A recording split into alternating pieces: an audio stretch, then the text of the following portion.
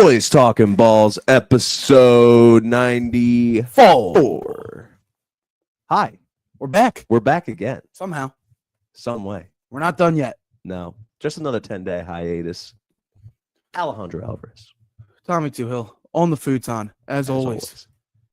Tui.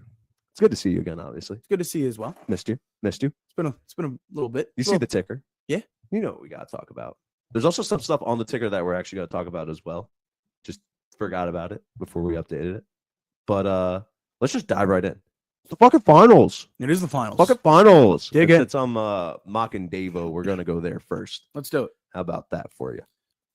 So, we did not talk about it at all because it didn't start yet. Yes. If I'm not mistaken, it was, I forget if we were before game one of the NBA or the NHL. I forget which one started first. I believe NBA did. No, I think hockey started. I believe NBA did, but then they had the 3-day hiatus between game one and game two in Oklahoma. It's always the 2-day hiatus for the finals, which Except not in hockey though. They will do the 1 day. Or contrary, because we just got back to Florida and they took 2 days off. but it's usually between 3 and 4, not 1 and 2. Usually they do 1 and 2. The travel. Oh, that's day. what you mean. That's what you mean. Okay. Like for the NBA to do the 2 between 1 and 2 is usually odd. Also, they usually also do the multiple day between 4 and 5. True. That's also usually where you get your multiple day break. Nonetheless. So this started Wednesday and the final started Thursday. Hockey did start first. Hockey did start first. Yes. There we go. There we have it. So cinema, regardless. Yes. Cinema, game 1. McDavid and Draisaitl, it was a show. I mean, down 3-1 was what was going on. It seemed like Florida kind of had it in control, and then it was just the tenacity. And really what it was miscommunication on the defensive end a lot. I don't know about you, Alejandro. How are you forgetting where 97 is on the ice? It happened multiple times. And the last 2 assists, the one to tie it, and then the one for the winner at the end of overtime. Right there by the goal line, by the side of the net, center it, shot, score, and that's it. Like they just let McDavid control it in a way that just shouldn't have happened. It really shouldn't have happened. Obviously, they strike first right there. I mean, yeah, Draisaitl literally showed up in the first minute, decided to vanish until overtime. Yeah, but I mean, shit. He did contribute. It was the McDavid line that did a lot. I mean, for him in the third period. Yeah, people were saying what goalie interference on this. They were trying to say that. Sam Bennett. Yeah, but he trips on a stick. I don't know what you want me to say. Incident. Exactly. He wasn't purposely going towards the chest of Skinner. Yeah, that's just a beautiful play right there. I mean, look, this is something that's been talked about a lot in these playoffs, and at least in this final, because we'll get to it. But this Florida power play is nasty. It's disgusting. They're moving. I mean, listen, we talk about Edmonton all we want, and they deserve it, but still. I mean, dude. Also, Conn Smythe's favorite, I just found out. Sam Bennett. I mean, kid's been fucking dialed. He's been doing it. Definitely done it with controversy as well. Yeah. We'll see that game 3 highlight in a little bit here after we run through these game 1 highlights. I didn't think Bob was gonna be this Swiss.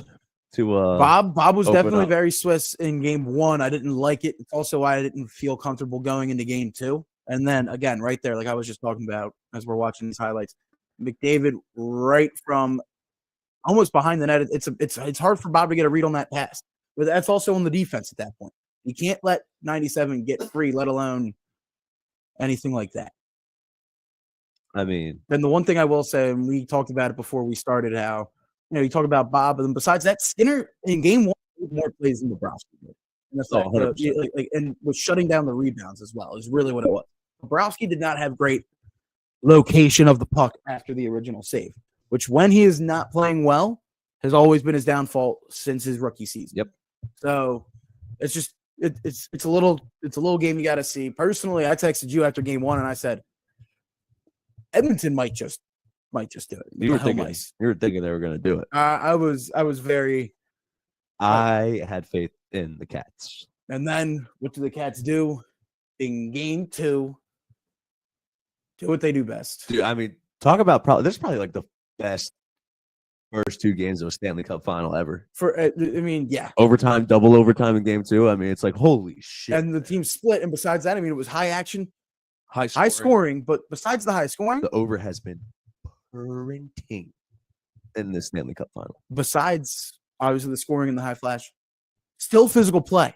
Still getting a little chippy, but doing it the right way. It's you see things like that, and you're just like it was everything you like. The first 2 games to get people to be like, "Yo, we should watch this."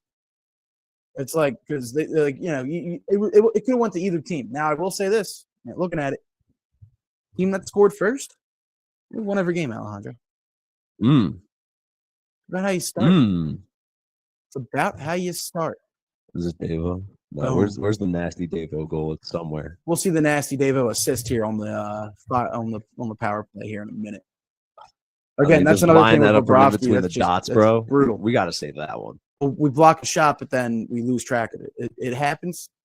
It's not something you like to see, but it's a part of Again, this is Bobrovsky in that first period really didn't help me out, but Seth Jones just did what he had to do, bury it. Yeah. Here is why McDavid still is technically a 4-on-4. Nugent Hopkins has to pick up his stick. Oh my god! And he just slices through the entire fucking god. Huz Florida penalty kill. I mean, Dave-O. Even if they lose this final for the second straight year. Excuse me. That fucking rat. That fucking rat. Oh man, and then go oil in the fucking last 20 seconds. Are you kidding me? Force an OT. This is Rogers. What's Rogers plays? Rogers plays erupts. Oh no! Oh no!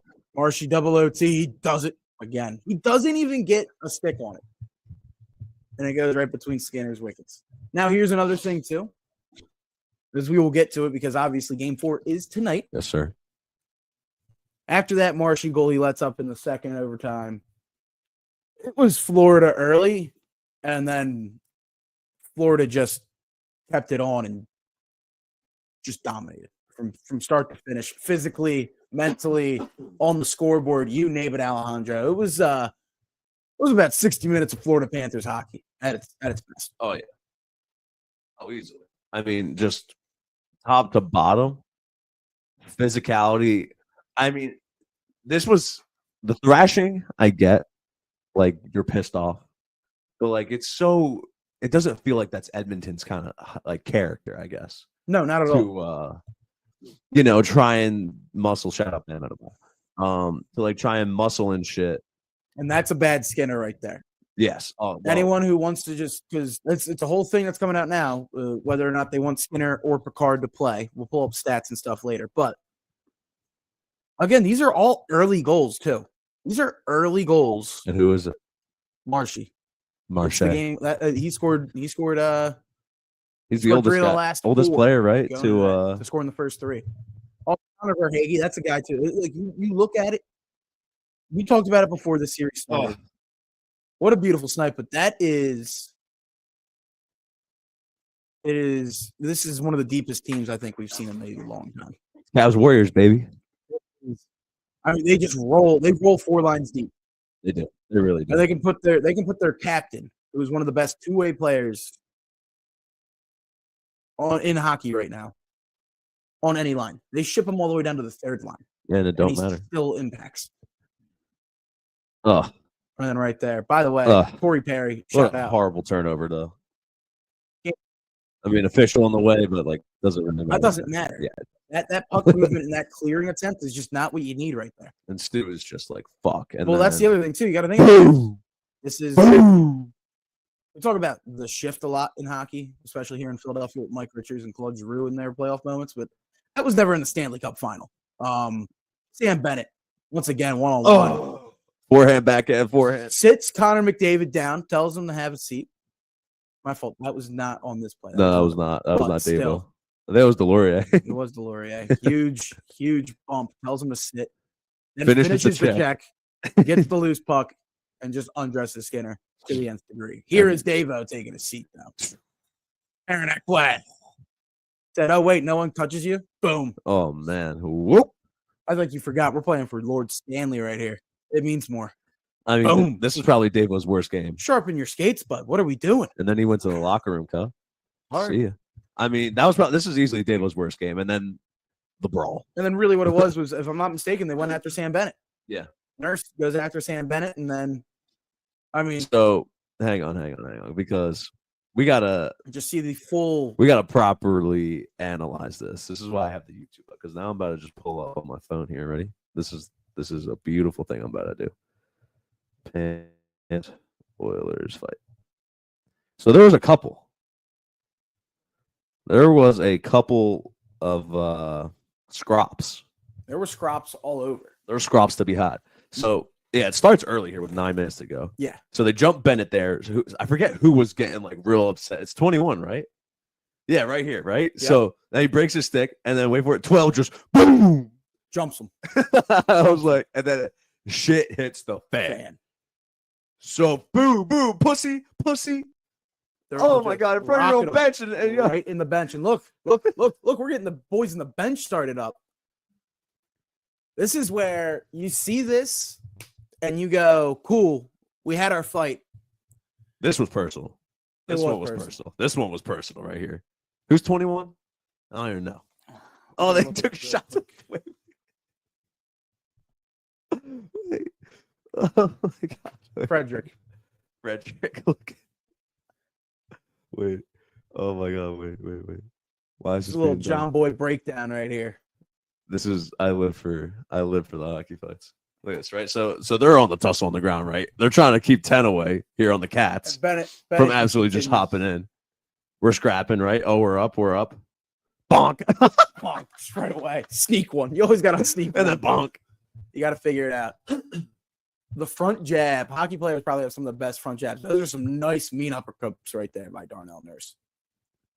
Oh my god! And this is just this no is one. Oh, right here. This was a war. This was a UFC fight basically in the Stanley Cup final. We got a good 15, like a good 5-minute fight.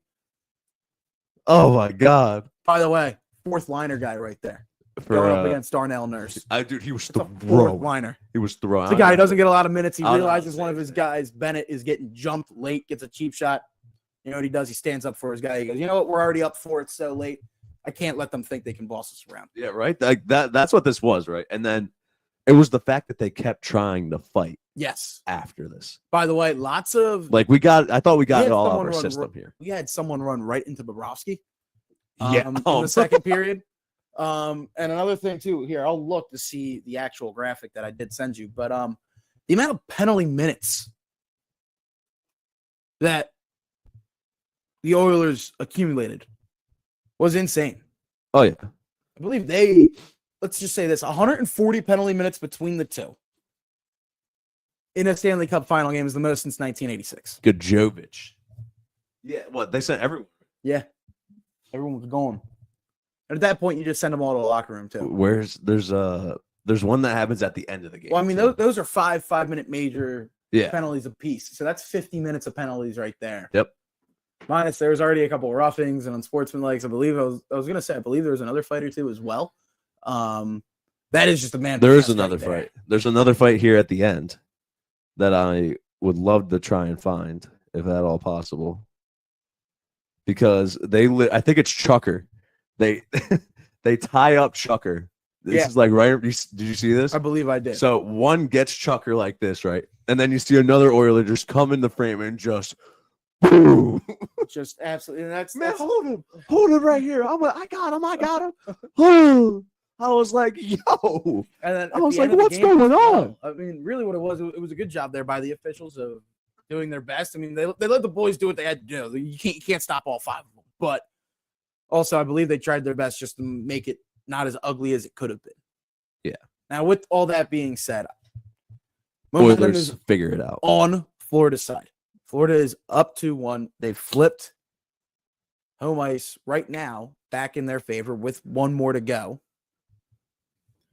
You seriously look at this and you go, what can the Oilers do to bounce back in this one? What happens? Is it completely gone, or is there even a fighting chance for this not to be a 6-game series? Dread it, run from it. The Cats are inevitable, Mr. Tuhill.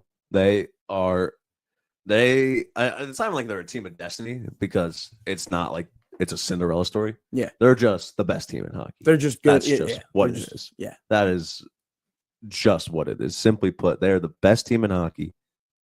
And it's literally like the only way I can really think of it is Cavs worse. Like I keep saying it, but like literally, you got the best player in the world with a couple of like 2 or 3 like really decent, good supporting cast members. Then it's kind of just like you're relying on the team. You're relying on the coaching to make the team better as a whole, and then let you do what you need to do.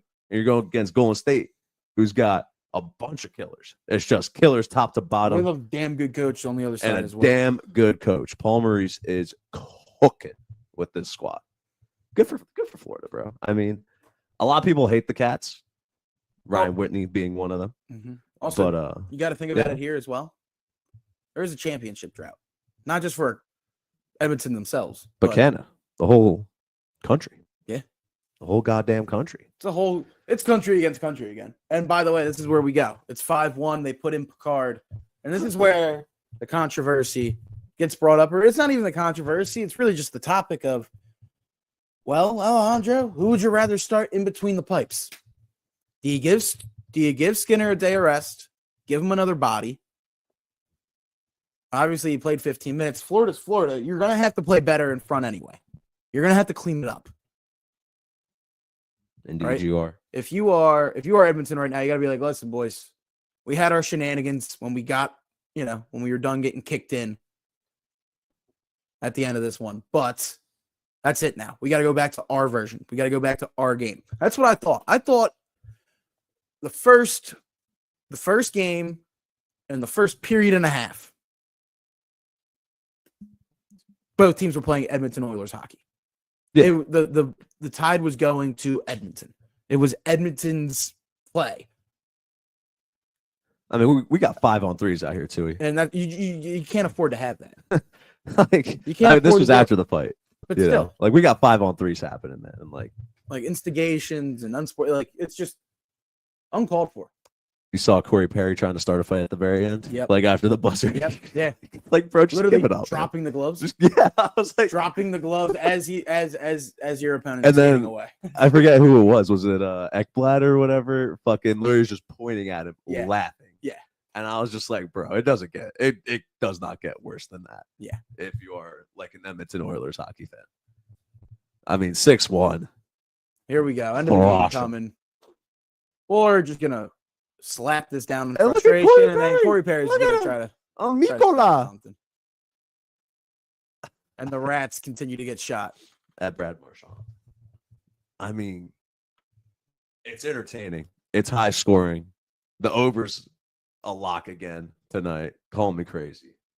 I don't think there's any reason not to believe that. What do you think? Here's my thought. I'll pull up the stats right here.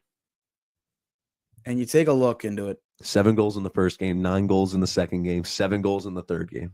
What's the total at? 6.5? 6.5, I believe, is where it resides. Here's my thought. Yep. And it's plus money. Edmonton, Florida. I believe you're going to have a goalie match at some point in this one. I could see Bobrovsky having a game and shutting it down for the most part. But besides that, this is also where we take a look here. This is from the New York Post. So, again, I don't really have a dog in the fight, right? This isn't ESPN or anything. But they were taking a look. We had Jamie McLennan and Stephen Valaquette get asked their thoughts on if Stuart Skinner should play in Game 4. McLennan says you should start him because the whole team stunk it up. And at this point, it almost seems like you're abandoning your guy. Yeah, you already pulled him. I mean, but at the same point, though, he believes to give him a fresh start. Yeah, and you give him a look. If you pull him in, you go, yeah, you ready to go? He says yes, and put him in because the whole team just stunk it up. Is his philosophy? Yeah, you look at it, they got out muscled. And besides that, we saw the turnover in the offensive zone. You're not giving. It's sloppy. Yeah, it's sloppy. And then besides that, undisciplined. You can't give this Florida Panther squad so many opportunities on the man advantage because they will make you pay. They're already feeling it already. Even if they were in a slump, you still don't want to give them the amount of opportunities, but they're They're feeling it right now. They're clicking. So that's even worse. There's no need for you to do that. Nope. No need at all. Now, the other thought is, though, by Valaquette was, why not just go in and give him Picard? Skinner looks burnt out. Maybe you've been using him too much. Give him a day of rest. Give him a game off and give him a couple days rest. Go back into Edmonton, where you can feel pretty confident, and go off from there. Because the thought is the attitude and the energy from Picard possibly going towards, just a little change of pace, change of player, possibly make you have a real chance of stealing game 4. Steal a game and give the home ice back to you with a best of 3 with 2 at home. Does Nugent Hopkins really make a difference if he comes back, like in terms of health? Well, Nugent Hopkins has been playing, unless did he not play in game 3? No. He was not active on Monday. Oh, yeah, he was. Sorry. So then really, that is the nagging thing. So realistically, all it is, again, is just you're not playing well. You had a stinker, you flush it down, and you go from there. The only thought is here, Alejandro, in the playoffs this year, I have a 7-6 record with an .894 save percentage versus a 6-0 record with an .888 save percentage. Picard's the 6-0. Skinner is the 7-6. Well, you can't lose this game if you're Edmonton. Like, this is a must-win. Like, you have to split. If you split, things are fine. If you don't split, maybe you'll win at home. Maybe you fucking won't. Like, it's... I don't know about you. Here's my thought, Alejandro. Who's the goalie that brought you there? Stewie. Or was nails in the conference finals. That's what I was like. I mean, he was perfect. He was pretty good. He played against well. Dallas, So here's my thought. You trot him out. If you have a bad start, which is something that Edmonton can't do anyway. You and I talked about it all fair. The first 5 shifts are going to be key. Every line's going to get a taste. And then after that, when the matchups are all getting put up, honestly, like it's climactic. It's a cliche to say the first shift, you got to send a message. But really what it is once everyone gets that feel out for each other again here in game 4, how do you play? If that first period, if the first 10 minutes does not go Edmonton's way and they let up a goal, they let up like 2 goals, you got to pull Skinner. Yeah. Because at that point, you got to look and you got to say, you got to look at each other. You got to be like, listen. There's going to be some uncomfortable talks in that locker room. Exactly. During intermissions. But my thought is if you just tell the boys, listen, let's clean it up. Let's play better. Let's get back to our style of hockey. And they start to do that and Skinner still plays well, then you don't have to look back at it. You know what I mean? If Skinner gets undressed again early, you pull him and you probably switch it to the backup for the rest of the series. Yeah. The thought of me is if Skinner lets up a bad goal or 2 and they still lose game 4, but it's an overtime game, but he lets off a soft one, or you know what I mean? You think that double OT loss? That double OT loss, I believe, got to him. I think it did. I don't think there's any way you can say it didn't. The fast start that came in for Edmonton, and then it just fizzles out. And then besides that, I mean, the other thing is the last goal. It's not like, cool, he beat me. He didn't even get a full shot off. It just skated through. And then the start in game 3 kind of made it feel like, hey, maybe he's not in the right space. Yeah. Now there's also a thought of maybe they should have pulled Skinner earlier in game 3. Maybe that would have even changed the tide. People were saying after that Bennett breakaway. That's what Biz and Gretz were saying. They were like, you probably should have just pulled him there. So you either do it then or you do it on that third one. Yeah. With the turnover, and you do it to pull him and give him a rest. And besides that, you give it a chance to talk to everybody and say, we got to clean up our act here, toughen up, lock down. We're only down 2 and we still got a lot of game left. That's personally where I thought. Yeah. You could have even called or just call the timeout, give him a second and get everyone in. I'm super excited to see this game tonight. I am excited as well. We'll see what happens. In terms, actually, we're speaking of pulling goalies here. There was a coach who famously pulled a goalie over in Dallas who no longer resides. No, he did in get fired. Dallas. And that was actually part of McLennan's thing. He said in the Western Conference Finals, he calls the timeout and then pulls his goalie. That's not something you got to do. You either call, like when you're calling the timeout, you get the boys together, you tell them, there's two ways you send a message. Yep. You call the timeout or you pull the goalie. You can't do both, especially the way the board did with screaming at Ottinger and then telling him to go take a shower. Yeah. That's just in a game like in a winner go home game like that. Last thing that you can do. Deserved. We were saying that he deserved to get fired for that. It just Super seemed like his bogus. time was done. Super bogus. All right. Predictions for tonight. I'm saying Cats. So my thought to you is do they start Skinner or do they start Picard? I think they start Stu. If they start Picard, I'll be shocked. That's my thought as well. I think you got to ride back. Start with Stu. You start with Skinner, and you go from there. Worst comes to worst, I'd say if it's bad, I'd say keep him out there till the end of the period. Don't make the change with like 6 minutes left. It depends. In my opinion, it depends on how. It depends on exactly what's going on. Yep. Exactly. Here's my thought though. Like I said, first 5 shifts.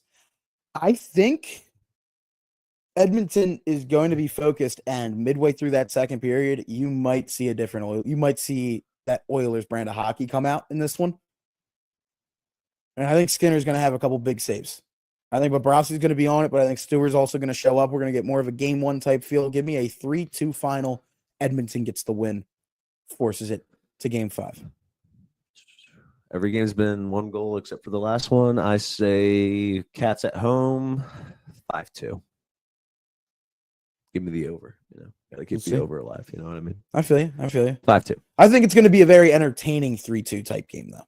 Yeah. I think really what you need is you need McDavid and Draisaitl to show up, and I think those guys are gonna do their job when needed. I believe they're gonna probably gonna get about like a midway through the second period power play, and it'll be a 2-1 game. We'll make them pay, and then they'll show up sometime in the third and just steal the soul out of Sunrise, Florida. We'll see. Basketball time. Let's do it. Basketball time. By God. Game 1. By God. I mean, how the hell? A team that I just thought was out the entire time. I'm watching it. I'm watching the entire fourth quarter, and I'm looking, and I go, I mean, they're still down like 10-15, but they look like they're hanging in there. They just need another break or two to go their way. And then sure enough, getting buckets with the time, not doing anything off the clock with the fouls, playing good enough defense to get stops. And you give, by the way, Obi Toppin kept these fuckers in game 1. 5 threes off the bench. 5 threes off the bench. That's huge. Kept them in the game. We were talking about that. We said who were going to be the other guys. We highlighted a couple. We said Nemhart and Neesmith, and then Siakam as well. Your Eastern Conference Finals MVP. You get a random performance like that with an Obi Toppin lacing 5 threes. Performances like that win you championships. It's been the bench guys. It's been the bench guys your all bench series. Like if your bench can show up, we've seen it. Even when we were growing up, Alejandro, right? You got to think about it with the Spurs and the Heat. They still had what? They had guys that came off the bench and still had great performances and did their job. Yeah, that's what you need. Every championship team has a guy off the bench. And right now, the guy off the bench is Alex Caruso, really, that like you look for, that's been making big moments for Oklahoma City. Yep. He hasn't had a key moment yet. He just hasn't. It hasn't happened. Well, I'll tell you what. I would disagree. I say he has had big moments. He had a big moment in game 1, and it got overshadowed by all the other nonsense that happened. He had a very big clutch and one down the stretch there to keep their lead where it was. And the next thing you know, shit hits the fucking fan because basketball is a fucking crazy sport. But Caruso has had a couple of big plays. He's had big plays, but not winning plays at the end of the day. He hasn't had a thing that has changed the tide for them to win. Although I will say I did not watch a ton of game 2, so if anything happened in game 2 from him that you remember, please let me know and check me on it. But if I'm not mistaken, game 2 was just Oklahoma City doing what game 2 was what I expected. Yeah. And realistically, that's what I thought as well. This is so top to bottom, I just want to say OKC in game 1 here. They Perfect execution. Yes. I mean, you won the turnover battle. You won the point battle. They did You not were- win the turnover battle. They did not? I thought they had way more Alejandro. steals. That's why this win was still so. No. Yeah. OKC had 6 turnovers. Indy had 24. You're thinking about game 3. Indy turned the ball over a ton. Yeah, that's what I mean. Oh, you're talking Like- about OKC. Yeah, The yeah, turnover. getting- my fault. yeah, I yeah, thought yeah. I thought you were saying Indy won the turnover. No. That's what I was saying. No. That's why it was so crazy. Yeah, I know. That's when I like OKC's defense was spectacular. Yes. I mean, They this did is, everything they had to. that's what I expected. I expected their defense, really get after it, get the steals, chase it, passing lanes, Now and you they know- did it. Now you know what they didn't do. Convert off those turnovers. Exactly. They only had 11 points. Are you kidding me? 24 turnovers? And you only had 11 points, Alejandro. That's bad. It's real bad. That's bad. I You're mean- averaging only 1 point off of every 2 turnovers. That's not something, you know what I mean? That's just not good. That's not good. That just means that Indiana, you know what I mean, was able to buck up. Shea had 38. He had 38 points and they lost. Absurd. Chet was no show. Yeah. No show hungry. This kind of goes back to my I've been rocking with Chet. Chet's cool. You know what I mean? But 24 minutes in game 1 as the starting forward? No bueno. We're getting outplayed by AC Fresh? I mean, By the way, Thomas 2 for Bryant 9? had a couple big threes in game 1. You did highlight him before. Thomas Bryant, bro. I mean, he was the reason they shut down the Bacchus. And then next thing you know, they don't know about TB, bro. Calling for the ball when LeBron was scoring the record. A lot of lore. I mean, it's the bench guys for the Pacers. Except in game 1, it really came down to number 2. Yeah. And that crazy ass size up, Heim, on Shea, sidestep, step back, drained. Like, Disgusting. just, and it dropped. And I was like, oh my God. And then That was a momentum shift too. You saw that and you went, you knew. all right, they're here. Like I'm a big believer of like if you're down 12 to 10, Mhm. 6 to 5 minutes to go, that's when you gotta You keep gotta three. make the run. You Yeah. make the run. The heat check 3 is a very iffy thing with me. I say get your 2s. They're gonna give you the 2s. Or at least foul. And then that stops the clock. That's the whole thing that was also a big thing that Indiana did well was they got to the line during that run though. They would get to the line and have a chance to, continue to poke away with time not wasting off the clock. You and I watched a decent bit of basketball at a lot of levels, Alejandro. And that's Indeed. like you saw the makings of a run the entire fourth quarter. Oh, absolutely. And they did it at the best possible time. Absolutely. You know who else has been a pretty good spark plug for Indy? Ben Shepherd. Yeah. Number 26. He's been a little bit everywhere. Atherton as well has done. He's shown. Hartenstein, he's kind of vanished here in the last couple of games. Had 9 and 7 in game 1. Probably Mathurin is a little bit better. part of the reason for that, though. Yeah. Hartenstein, yeah. He finished with 9-7.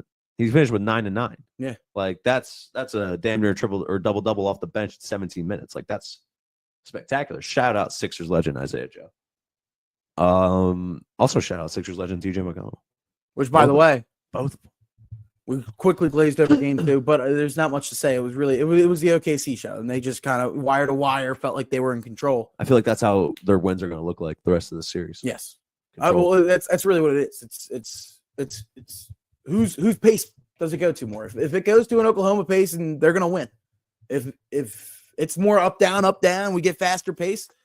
It's a toss up, if in my opinion, if it continues to go Pacer style of basketball. But at the same time, it still favors Indiana than it does Oh, absolutely. Oklahoma. Oh, 100%. And so far through 3 games, Alejandro, it's been Pacer style basketball 2 out of the 3. That you like that if you're Indiana. Oh yeah, I mean Gainbridge Fieldhouse was rocking. First finals in 25 years to go to Indiana.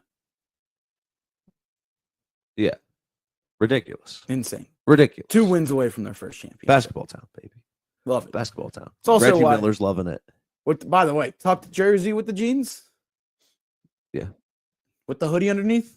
Yeah, that's Reggie, bro. That's Reggie. That's Reggie. if That's Reggie. it's not Reggie Miller, you look at that man and you go, "What are we doing?"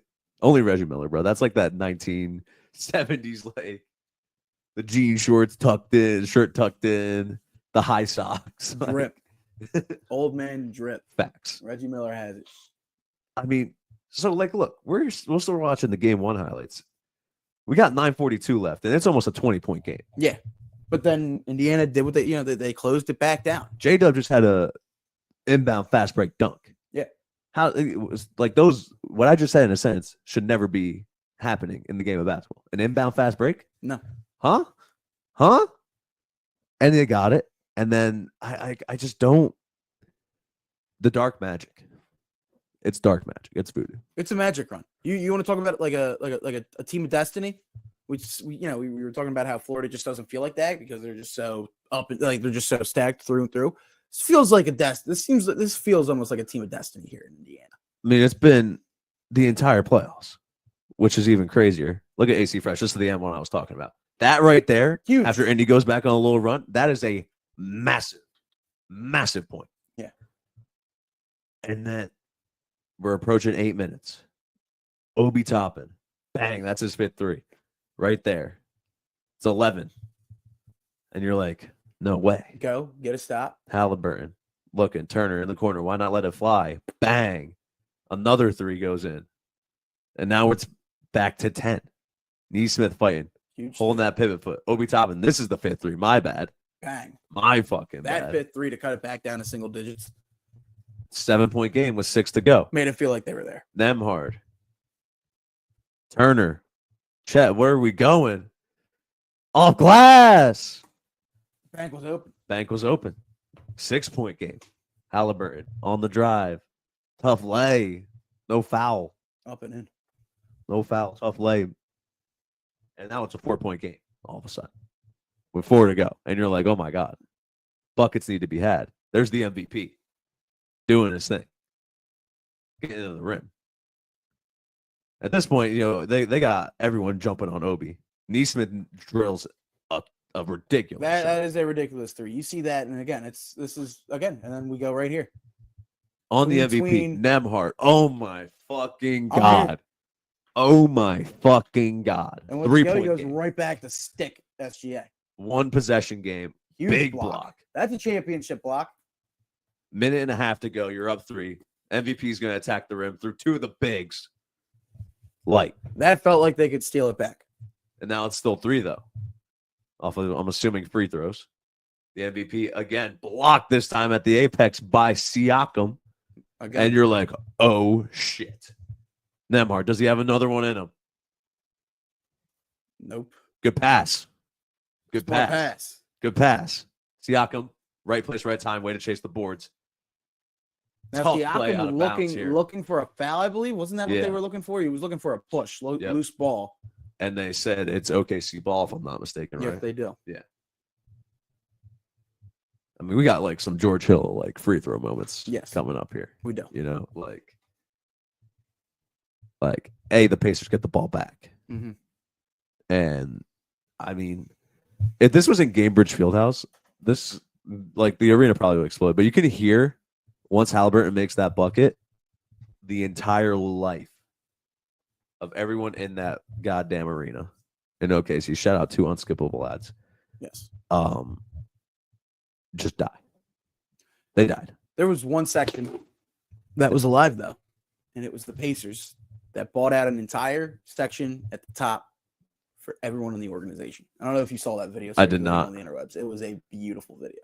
Like Shea, that's a hard shot, man. And like that happens with his play style. You know what I mean? Like you get that kind of play style from SGA, a guy who loves the mid-range so much. Oh my God. And Hallie just calls game. Hallie just calls game. Simply put. Hard, tough shot. I was at a bar and I was surrounded by a bunch of like-minded sports individuals who saw the absolute nonsense that was transpiring. And we all went insane. And the Pacers still game 1. In perfect fashion. I was in a basement. Probably the best 2 game 1s to the finals. And back to back. And we were just blessed. We were blessed with it. That's really what it was. Yeah. We were honestly, that's a good 3-game stretch for both finals so far. Oh yeah. Two games were mostly in hand, like game 2 here was mostly in hand for OKC, while game 3 was mostly in hand for the boys over there. in Florida, but I'm intrigued. I think here's my thought, Alejandro. You can correct me if you feel differently, but do you feel like Indianapolis could come from behind in this series? Yes. My thought is no. OKC is way better You think they to can come just, back in a series than Indiana could. You think they can just put the dagger on them? They could. They very well could. And a way to possibly put the dagger in is to walk into Gainbridge Fieldhouse in Game 4.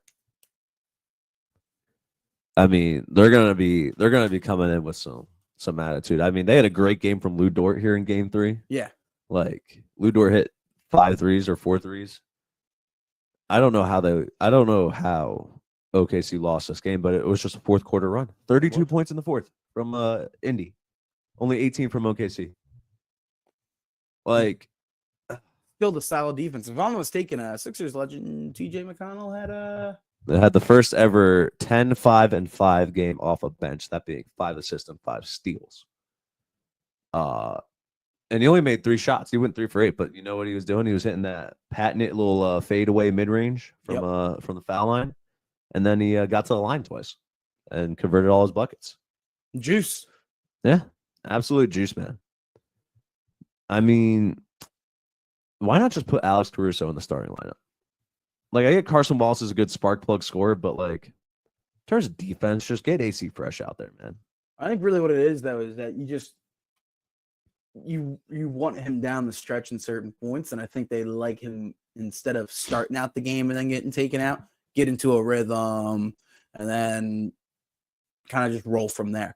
Basically, control the second group, and then he's getting plugged and played with the starters. I kind of feel like that fits his role in this squad. It's kind of been what they've been doing a lot this year. It's got him here. I mean, A little veteran presence carrying around the second group and then still hanging with the big dogs. Mathurin put up 27 points. It was a huge night off the bench in 22 minutes. I mean, we got motherfuckers choking inflatable flamingos out here. The Yesers towels are flying around. But this is Indiana. Look at Reggie fucking Miller, dude. And that old school Pacer jersey. They should bring those back. Those are some heat. Those are beautiful. Those are, if you ask me, tough jerseys. Shout out Reggie Miller, by the way. Is that Reggie's youngin' over there next to him? Is that what it is? Uh-huh. Yeah. I love Reggie Miller. Love Reggie Miller. I don't get to talk about Reggie Miller that much because everyone's like, who the fuck is Reggie Miller? But like, one of my favorite basketball players of all time, easily. Clutch God, Reggie Miller. All-time 3-point leader for. I mean, you got to think about it, Alejandro. Choke. One of the best. There's a spirit. There's a spirit in it. That made Spike Lee a little bit more famous too. Yeah.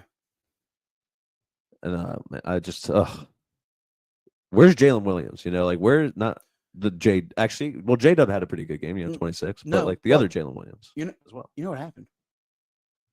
Inability to make your free throws. True.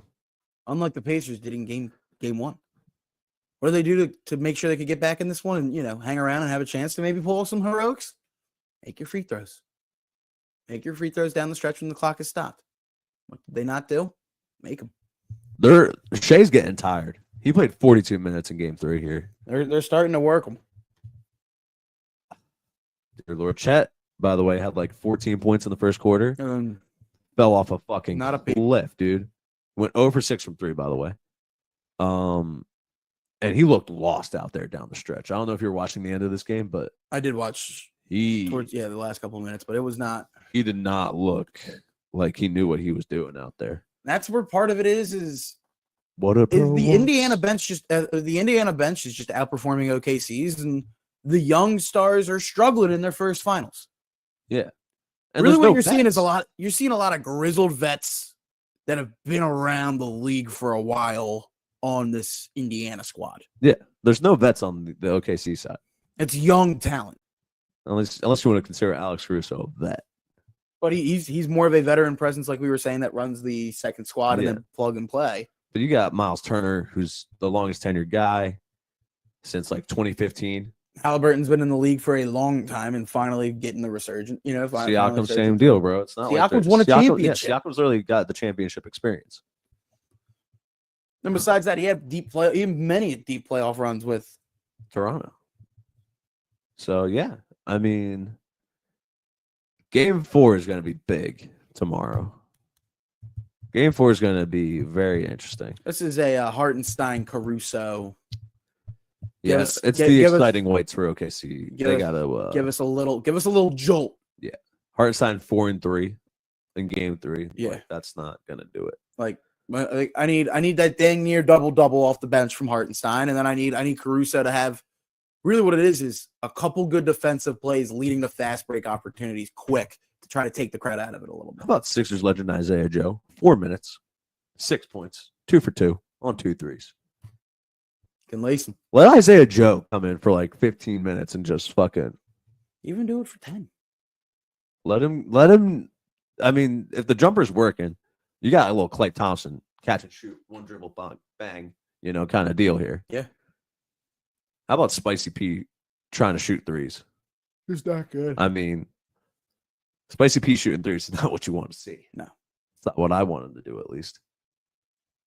I don't know where this series goes because I'm so confused on what I'm seeing, in all honesty. Like, I don't know what I'm looking at. Game 4 shows you who could really what it is control gets shifted to Game 4. This is the control, just like we were talking about for tonight's game and in the NHL. This is a control game in the series. The Pacers go up 3-1. Like I said, I still believe if you give me OKC down 3-1, do I still believe they have a chance to do it because they get 2 games at home? Yeah. But at that realistically, I can see it. I almost believe that they do try and do it, and then Halliburton just pulls out the most vicious dagger of all time to win NBA Finals, which I'm pretty sure has never been seen before. Yeah. So that would be fucking insane if that does happen. It's possible. Now, the other thought, though, that we can also take a look and he's in my head and see here is if OKC goes out and wins Game 4 and it's tied 2-2. I like OKC a lot more. I like you love OKC if this is a 2-2 series with 2 games going in Oklahoma. Absolutely. Because realistically, if you were Indiana, all you had to do was steal 1. Yep. If you lose Game 4, there's a lot of nerves going into the rest of that. Yeah. 100%. 100%. I agree. I don't know. And with that being said, I don't know, man. Who do you like in Game 4? Shea. Yeah, it's gonna be Shea. I like if Chet Holmgren can like actually play like a full consistent fucking game, they're fine. Yeah, they're fine. They just got to get the turnovers, blocks, steals.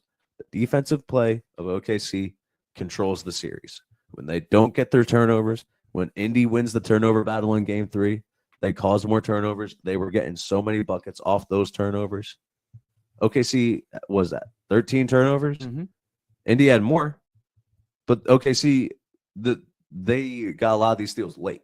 Yeah, like Indy was whooping. You see the turnover right there. It was 10-7. This is almost at halftime, and they're rolling. They got the lead going in the half, and it's like fuck. What are they doing? What are we doing? I got to be honest. After that Game 3 win, I feel like the destiny is coming for them to win Game 4. But then this is also coming from a Sixers fan. Yeah, right. That has seen their squad not in a stage like this, but in the playoffs, have a chance to put a stranglehold against a very good team at home in the series and choke it. This isn't like last year when we saw the Celtics and the Mavericks and we knew. Yeah.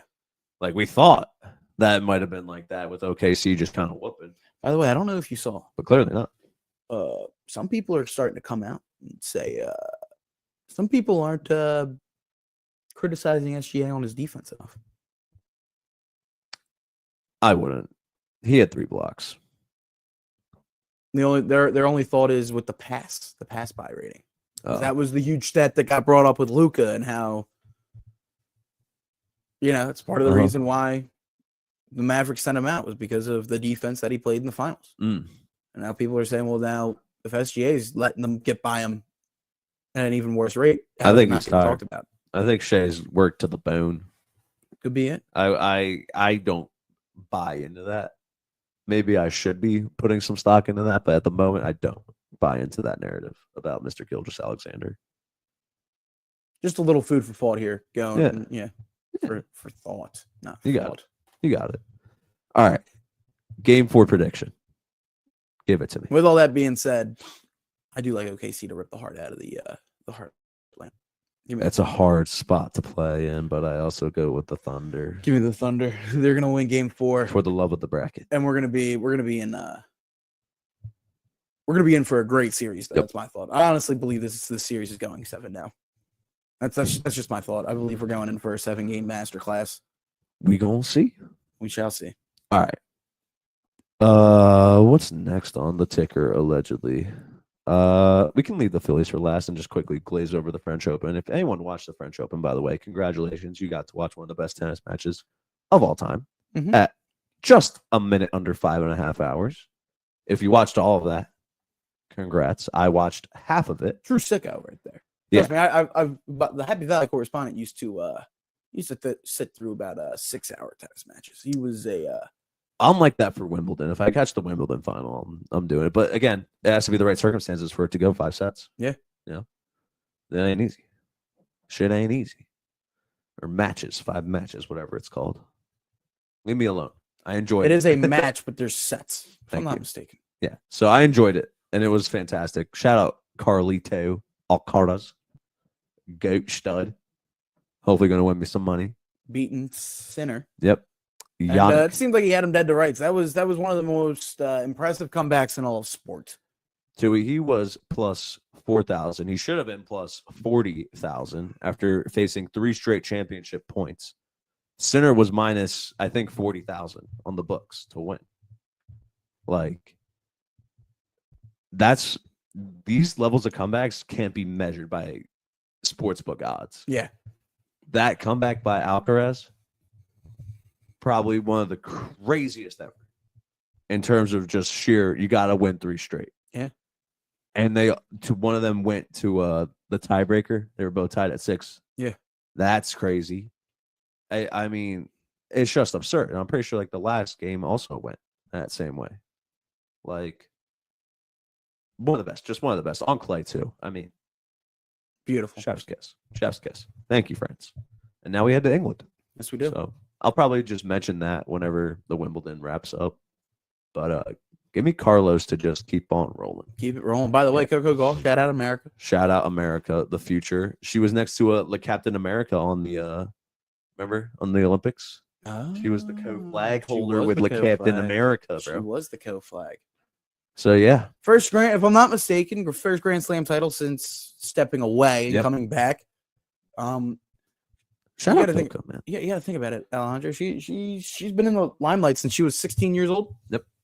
Say, having to take a break and then come back and do what she did. That's very impressive. Oh, huge, absolutely huge. Sore loser on the other end, by the way.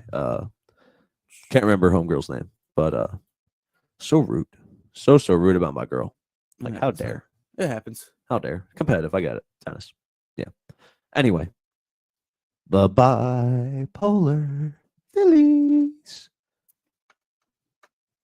Whipping out the magnetic schedule. Alejandro, it was I gotta be honest, I've been in a bad mood whenever the Philadelphia Phillies go on the TV. So we get swept in Toronto. No. Nay. What game did we win in Toronto? We won game 1 in Toronto after Bryce comes back and then gets sent on the IL. I see. So we won the game that Bryce came back for. We lose the next 2. Well, before that, I don't even think we saw that Brewers series. I don't even think we got to that. No, we did. Did we? Yep, we did. We filmed on the 2nd. So wow. Yeah. We talked about that. Yes, we did. And then it didn't get much better.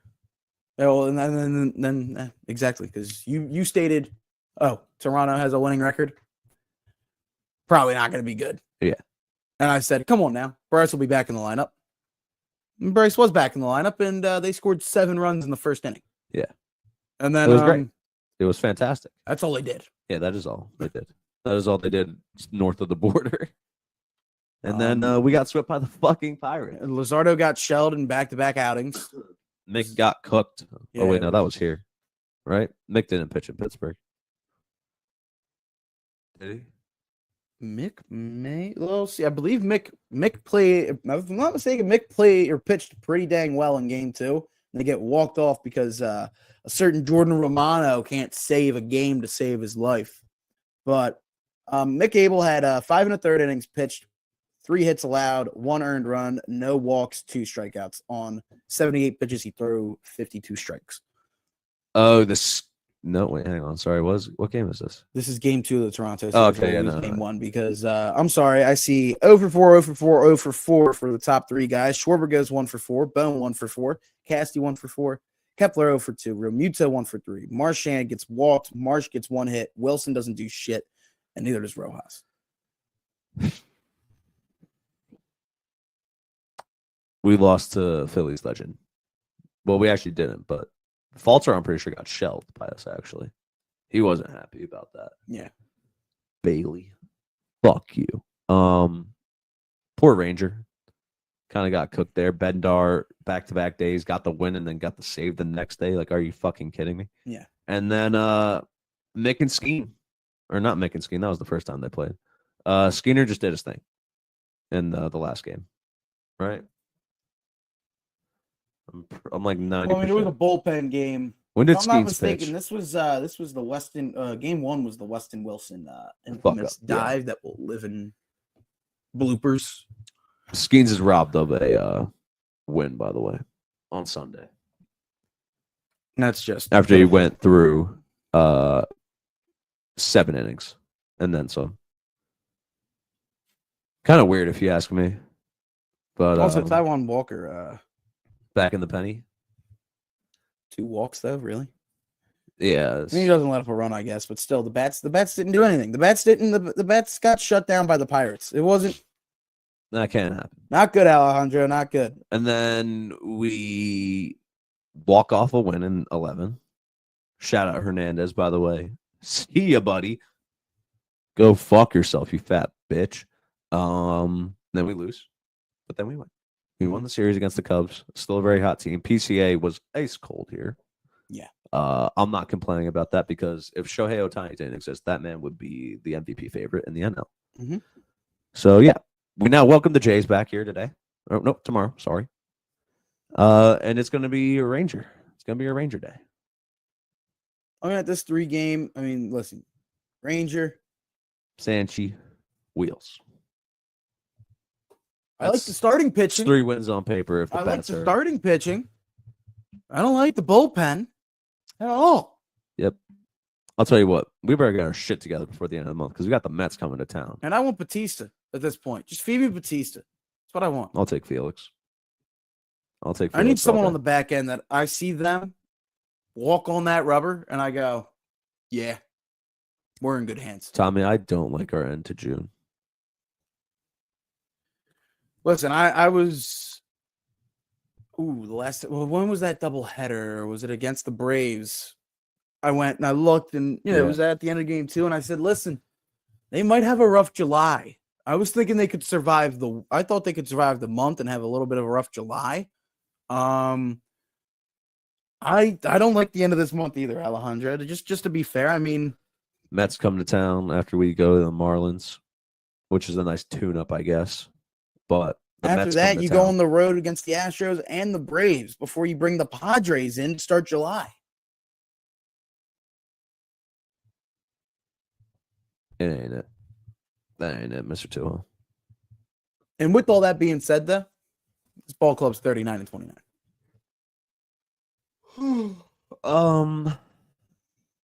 I think we dip under 500 at some point here. I think it's coming. I don't know about that, Alejandro. Done a lot of losing recently, Mr. Tuhill. You're still 10 games over 500. Oh, shit. Never mind. Never mind. I thought you said 33-29. No, My bad. 39-29. Yeah, no, never mind. Yeah. Retract statement. Yeah. I think we come close to flirting with that 500. My thought is if you can get to if you can get to 40 wins before you get to 30 losses, so that just really means you win tomorrow night. You still got to feel good about yourselves. But look, you know what? At the same time, I'm not gonna complain about this sluggish kind of middle of the season, whatever. Because you know what that'll mean? I Moves get made at the God, I deadline, pray. and they wake up. God, I pray we in wake up August. in the second half, August, September. That's when I care about us playing good. No, We could play bad now. I'm not gonna live series by series, game by game, like a bunch of other Phillies fans who fucking cry and bitch and moan. We're not healthy. Noel is back on the IL with a setback. He's the not going to rib. be back before the All-Star break now. Harper's fucked. Probably keep him shut down till past the All-Star break, break. honestly. I mean, Schwarber, aside from the game yesterday, has been absolute crop in June. He's been shit. Just hasn't He's happened. been like 1 for 15. He sucks until Alec he hits a Boehm has bomb. been one of the best hitters. Yeah. So here's my thing about Boehm. You hit 289, right? But your OPS is under 700. So make that make sense to me. It doesn't though. That's the whole thing. He's either getting a bit. He doesn't really walk a lot. That's the part of Alec Boehm's game that frustrates a lot of people, and it can frustrate me as well. He doesn't. He either strike when he gets to a late count,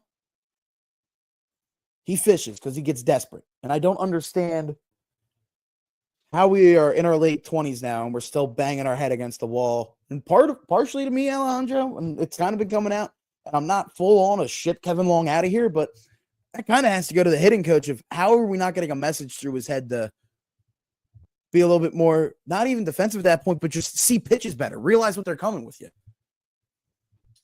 They're giving him the Turner Castellanos treatment where, cool, throw him something low throw him something low that dips down in the zone. He's gonna swing over it. And he because the other thing is that you see spurts with Castellanos and Turner where they're seeing the ball well, they stay off of it. My bad. He's got a 716 OPS. Fucking bad. Regardless.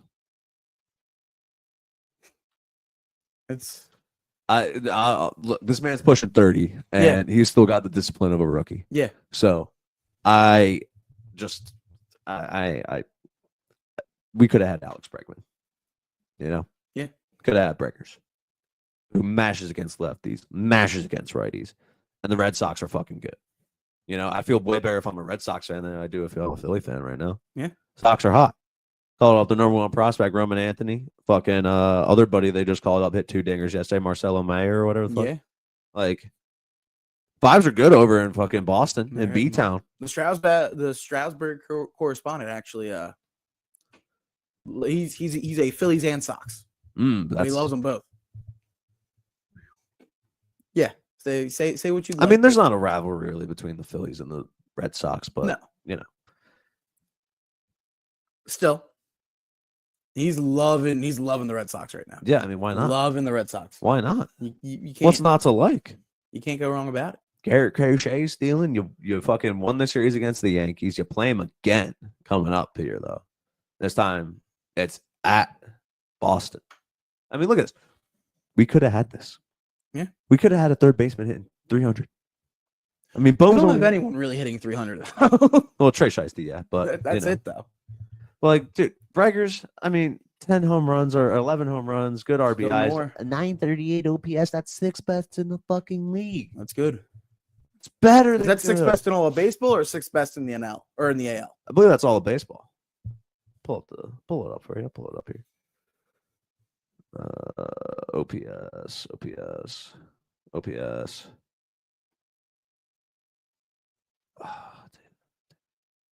saves, hits, strikeouts. No. We not on batting?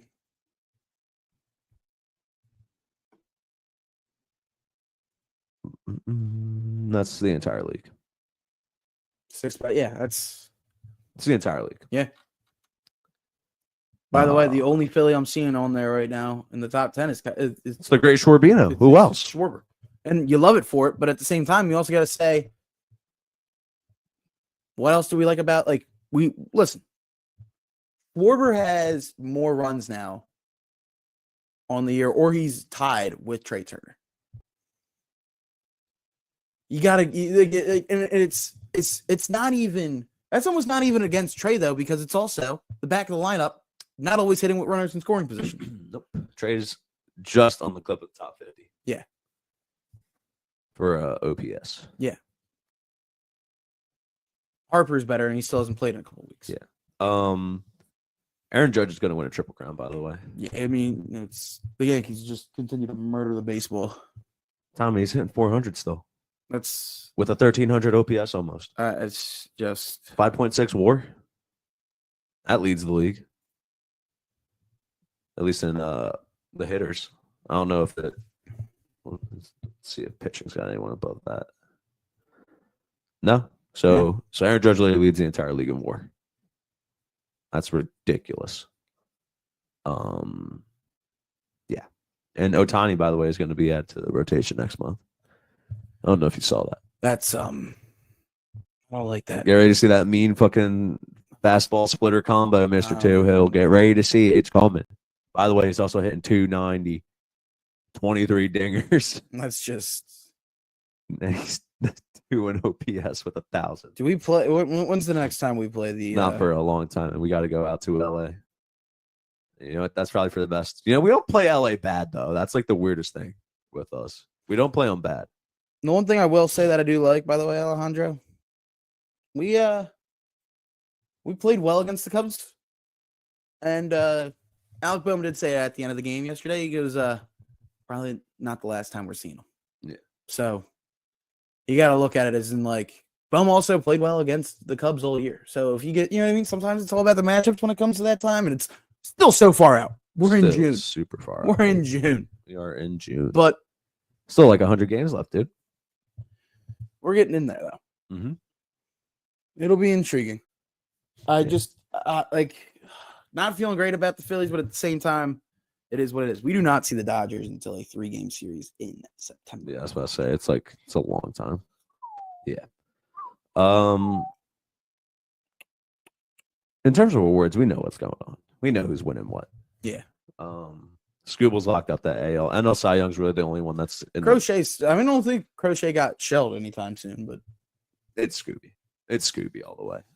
In the NL though, it's really who the fuck wants it, honestly, because no one's really pitching that well over here on the National League side. 5 games back behind the Mets. Phillies are. Mm-hmm. Yep. Braves still 10 under, but we'll see. You can almost. I mean, they're out of the division. Yeah, Giants are hot, by the Yes. way. Giants are red hot. That whole West is just insanely good right now. Yep. D-backs are pretty good still. I mean, they're 34 and 34. By the way, Corbin Burns shut down with that Tommy John. Don't like it. That's a big blow to a very good D-backs team this year. Hey, Arizona. How would you like Aaron Nola? Yeah, we'll take actually no, I don't even want. I was about to say we'll take Gallon. I think I want Gallon. You can I move don't- Gallon though into the pen. No. Get a middle reliever. I don't know about that. Hmm. But yeah. How about the Tampa Bay Rays, by the way? 36 and 32. They're climbing back out.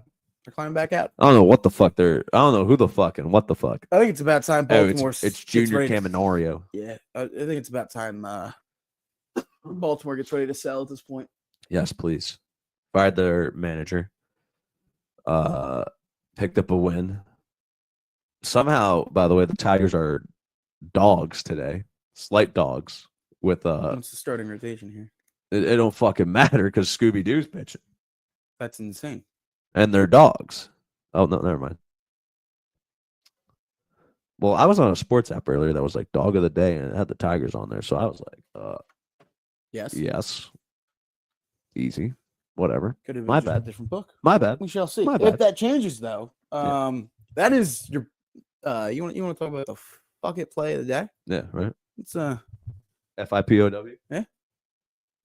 fuck it pick of the week. Forgot about that. Trust me, it'll be coming back. Facts, because there hasn't been football. With that being said, Alejandro, I think we're kind of done with the baseball. Yeah. Just a little bit of football to end the day. Bengals have an issue on their hands. They do. Shamor Stewart. Yep. Rookie. Yep. Edge rusher. Yep. And last time I heard you didn't pay that other edge rusher. Yep. That's still holding out. Yep. He just left your rookie still has not signed his contract and has left mandatory minicamp. Trey Henderson sent him a DM and was like, yo, got a nice crib here out in Cincinnati. Come on over. We'll talk and we'll hang out. And we'll work out. Exactly. I must teach you everything. You want to know how to become the sack leader in a fucking season? Watch this. You want to know how to defend against these tackles in the AFC North? Watch this. Aaron Rodgers is a Pittsburgh Steeler officially now, by the way. Congrats on the marriage. And congrats on stealing $9 million from the Pittsburgh Steelers. That too. What if he's slinging the pill to DK Metcalf? Huh? And then who else? He got rid of GP. Fryermuth is about to put up. Muth might put up he might just put up a cool little foul this year for a Fryer. He might put up a 1,200 yards. You know A-Rod loves his tight ends. Yes. You know A-Rod loves his tight ends. A lot of tight end seams going to Fryer. Oh yeah, bro. You just got fucking Jimmy Graham back. It's just Jimmy Graham all over. Basically. It's a fucking stud. Khalil Mack got an $18 million extension. Congrats. With that. J.K. Dobbins is now a Bronco. Nick Chubb is a Texan. Which I like that move a lot if you are the Houston Texans. Yes, that's a good goal line move, if you ask me. That's a good short. Honestly, though, here's my other thought. He's not an every down back, but you get the short yardage, and even then, if he starts to feel it, dude, in the middle of that season, you could probably carry it for a couple weeks just on his production. Yeah. Really, all it is, though, is the health. Can he stay healthy? Can you stay healthy? Jair Alexander has been cut. You guys are a favorite to pick him up. You can bring him on over. Would you like that? I mean, listen, it's more depth. TJ Watt's on a holdout. TJ Watt is still holding out, but realistically, though, you got to think about Alejandro. He'll probably stay in Pittsburgh and get a new deal right before the. He'll show up. He'll start working out during, like training camp, and he'll still say he's got negotiating contract, and then you'll be like, what's going on? He's gonna be on Darius Slay's podcast right after he signs the extension right before week 1. They'll beat the Jets week 1. Everyone will say, oh my goodness, the Steelers and Rodgers and TJ Watt and Darius Slay will probably have a pick off of Justin Fields. They'll think they have a chance to win the Super Bowl. Yeah. Checks out. Anthony Richardson's dealing with a shoulder injury. Again. Not participating in minicamp. Daniel Jones. Oh, Lord. Jim Irsay also passed away. I don't think we ever talked about that. I don't think we did. You got a couple skeletons in your closet, Mr. Irsay. But rest in peace. Great guy. Yeah. Great man. For the most part. There'll be a couple things that I just haven't seen in a while. It could definitely resurface, and that'll definitely come back. And Mr. Irsay is cool. It's cool. He's a cool guy. Classic. I mean, he's a billionaire owner, Yeah, but honestly, though, he was, he helped out that Indiana as a whole. Yeah, as a whole. We talked about it a lot. Yeah. So if there's anything you really want to see, tune into that. But yeah, overall, great man. Anyone that he knew. If he saw people like in need, he tried to find a way to help. Yeah, that's all he could ask for. Shout out, Mr. Irsay. We need more Jim. Philanthropic. Okay. I'd rather more Jim Irsay's than I don't know, maybe Jerry Jones's. Fair enough. Yeah. I'd rather more Jim Irsay's than Jerry Jones. There you go. In the world of Jerry Jones, I need Jim Irsay. Be a Jim Irsay. And even then, it's kind of hard to say because they're all slimy in some way, shape, or form. Oh yeah. I mean, Micah was having a half-hour conversation with Mr. Jones over on the practice field after he had his helmet on, but was not participating in minicamp. Kind of just was. Well, he's going into his 5th year option. He saw Dacky Boy and CD got a payday. Why can't he? I agree. So. And to be fair, is he not kind of shown why he should? Holy shit, we're getting a Tom Brady statue at Gillette. Breaking About fucking time. Before August 8th. Let's go. A beautiful bust of Brady's going to be at Gillette forever. They had to do it before he went to the Hall of Fame. They had to amend it. Yeah, obviously. Will Belichick show? Or is he going to be getting the boys too ready in Chapel Hill? Oh, well, that's August 8th. I mean, if it's in August, I mean, look, Uh-huh. we're back from college break. I mean, they're already there probably, but like, you know, it's go time for Coach Belichick. He That's don't my give a fault, shit. right? Yeah, he don't give a shit. Man, that 7-win season's gonna look real fucking good. Dude, they're gonna play damn well in the Music City Bowl. Tell you what. Oh my god, I can't wait for college football to get back. And It's then, probably and gonna then, be and then, crazy. and then I was gonna say, watch us go back on that, and UNC gets ranked in the top 25. We're just like Preseason AP, UNC in the top 25 easily, 100%. Because you know, we'll see. Belichick, it's Belichick. All right, that'll wrap it up though for Boys Talking Balls. Yeah, Yeah, I don't think we got anything else. cool. So we'll see you maybe in another 10 days. Probably not though, because the finals are gonna Heat I up, mean, and if it's still going in 10 days, then yes, you'll see us in like 10 days. But we're hoping to heat it up, and then honestly, we'll probably take a little bit of a siesta. yeah, for the summer, Yeah, you know. and then kind of gear back up late July, going into August. Yes, sir. Probably more early August Yeah. than mid August. Yeah, early August probably is when we'll ramp back up, but that's still some time away. Yeah. Some time away. So episode 100 is probably going to come Well into football season. in the football season. Yeah. That'll be fun. I'm excited for that. But yeah, I'm intrigued. Yeah. All right. That'll wrap it up, though. Episode 94 in the books. Subscribe, follow, Instagram, YouTube, Twitch, blah, All blah, that blah, good stuff. all that good jazz. And yeah, we'll see you when we fucking see you, motherfuckers. And by the way, I was going to say, have fun, be safe, be smart, and enjoy these finals, man. Yes. This is some of the great Enjoy the sports. Some of the most entertaining championships I think we've seen in a while. Despite what people are saying about the ratings, it don't I don't fucking care. matter. It don't matter. Tune in. Because you should be watching. It's been cinema. Watch for yourself and then tell me that it's bad. Do that. Yeah. And then you can get back to me. All right. That'll do it though. Bye. See you. And done.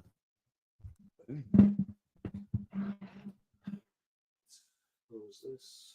Upload this. Take you home. Put on a polo and go to the interview. There we go. Did you see this crossing Broad? Some dude got bombed in Sea Isle. Could have swore he took a fucking Uber back home. Right, yeah, I did see this. Oh my god, I did see this. Where did he wake up? I was so confused on where he woke He up. woke. I think he like woke. The report was odd, but it almost seemed like he woke up in a random person's house. That's what I was thinking. That's what it seemed like. Green bed, green sheets. I was like, what the fuck am I reading? Yeah, it almost seemed like he was like, like I woke up at some random person's house with my car right there, but like I was ordered an Uber. Like, Yeah. And I was like, what the fuck? yeah, And then you see the video of that one dude pissing the officer was like, yeah. "Put your dick away." OCPD, yeah. It's like, bro, dude's taking a Waz. You see Kreider got traded? Officially, Yeah. I saw it. I To, saw. the Knicks. Yeah, I saw. It was did that just happen? It happened like earlier. Holy fuck, sorry. It happened like earlier today. I thought. You know what it was? It was the article I read said that the trade rumors were riding up for. Oh, bro, I had this stream, but it didn't stream. Error occurred. Uh-oh. Kreider went to the Ducks. I went to the Ducks. Is it gonna? Live stream. Now we're just watching. Block by James. Yeah, right. We're just watching some BS highlights. Wow, this is shout out. What if I just refresh the page? How about that? That'll end the episode, right? Allegedly. Reload.